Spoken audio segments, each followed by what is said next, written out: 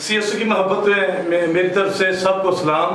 میرا نام ایلڈر جاوید مسیح ہے. میرا تعلق نیویشم چرچ ملتان سے ہے اور میں ابراہیم ٹی وی کے وسیلہ سے آج خدا کے کلام کو آپ سب کے ساتھ شیئر کرنے والا ہوں. میں کلام کے جس حصہ کو آپ کے ساتھ بانٹنے والا ہوں وہ ہے کرنتھیوں کے نام پولس رسول کا دوسرا خط اور اس کا جو ہے 5واں باب اور اس کی 17ویں آیت سے شروع کر کے 19ویں آیت تک. تو اس حصے کو میں آپ کے ساتھ جو ہے تلاوت کرتا ہوں اور پھر ہم اس پر غور کریں گے. تو لکھا ہے، اس لیے اگر کوئی مسیح میں ہے تو وہ نیا مخلوق ہے، پرانی چیزیں جاتی رہیں، دیکھو وہ نئی ہو گئیں، اور سب چیزیں خدا کی طرف سے ہیں جس نے مسیح کے وسیلہ سے اپنے ساتھ ہمارا میل ملاپ کر لیا اور میل ملاپ کی خدمت ہمارے سپرد کی. مطلب یہ ہے کہ خدا نے مسیح میں ہو کر اپنے ساتھ دنیا کا میل ملاپ کر لیا اور ان کی تقصیروں کو ان کے ذمہ نہ لگایا اور اس نے میل ملاپ کا پیغام ہمیں سونپ دیا ہے. خدا اپنے پاک کلام کے پڑھے جانے پر اپنی برکت بخشے.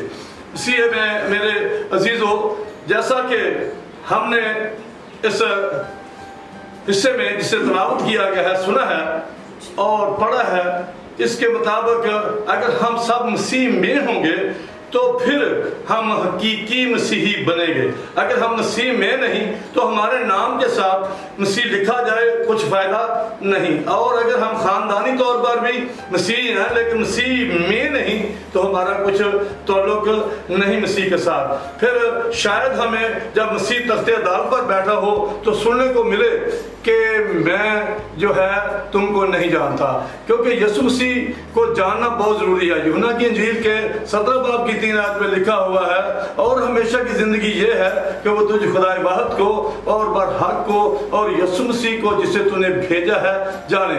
جب تک وہ یسوع کو جانتا نہیں، یسوع کے ساتھ اپنے تعلقات مضبوط نہیں بناتا، مسیح میں نہیں آتا، تو اس کا مسیح کے بغیر زندہ رہنا بے فائدہ ہے.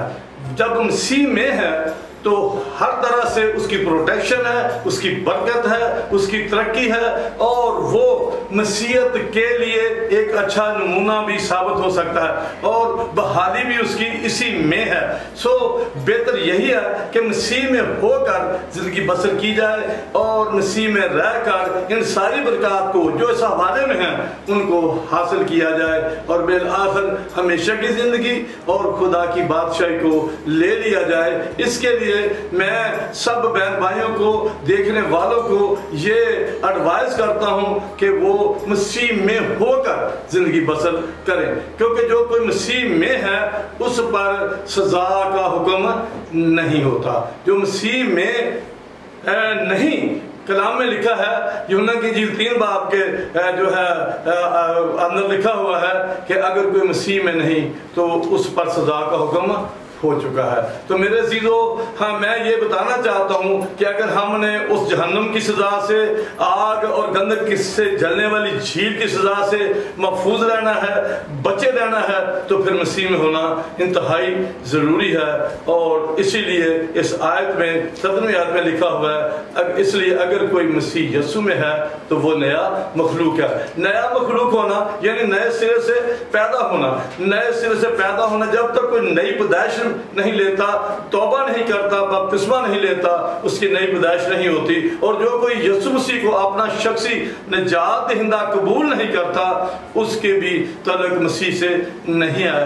عزیزو، میں سب کو یہ ایڈوائز کرتا ہوں اور کہتا ہوں کہ سب لوگ مسیح کو پہن لیں، مسیح میں آ جائیں تاکہ نئے مخلوق بن کے زندگی بسر کریں اور خداوند کے نام کو جلال دینے کا وسیلہ بن جائیں. کیونکہ ہمارا خداوند ہمارے لیے جو ہے بڑی محبت سے اس نے اس نجات کا انتظام کیا ہے اور اس نے دنیا سے ایسی محبت رکھی ہے کہ جو کوئی اس پر ایمان لائے ہلاک نہ ہو بلکہ ہمیشہ کی زندگی پائے. اور ہمیشہ کی زندگی کے متعلق میں پہلے بھی بیان کر چکا کہ ہمیشہ کی زندگی یہ ہے کہ وہ تجھ خدا واحد کو اور برحق کو اور یسوع مسیح کو جس سے تو نے بھیجا ہے جانے۔ اسی کے ساتھ ساتھ ہم جب انگلش میں کرسچن لفظ پر غور کرتے ہیں تو کرائسٹ جو ہے یہ تو ہمارے مسیح کے لیے، خداوند یسوع مسیح کے لیے بولا جاتا ہے، لیکن اس کے جو آخری سپیلنگ ہے کرسچن کے IAN جو ہے یہ کرسچن لفظ کا حصہ ہے، لیکن اگر کوئی مسیح میں نہیں تو پھر وہ آٹومیٹکلی ان لفظوں میں فٹ ہو جاتا ہے کہ I am not، یعنی کہ میں مسیح کے بغیر کچھ نہیں، میں مسیح کے بغیر کچھ نہیں۔ کرسچن جو مسیح میں ہے وہ کرسچن ہے، اور جو مسیح میں نہیں وہ کرسچن نہیں۔ ضرورت اس بات کی ہے کہ ہم مسیح میں ہو کر زندگی بسر کریں اور ہمیشہ کی زندگی کے وارث بن جائیں۔ سو خداوند اس کلام کے وسیلے ہم سب کو برکت دے تاکہ ہم جو ہے دوسروں کے لیے برکت کا باعث بنیں۔ آمین۔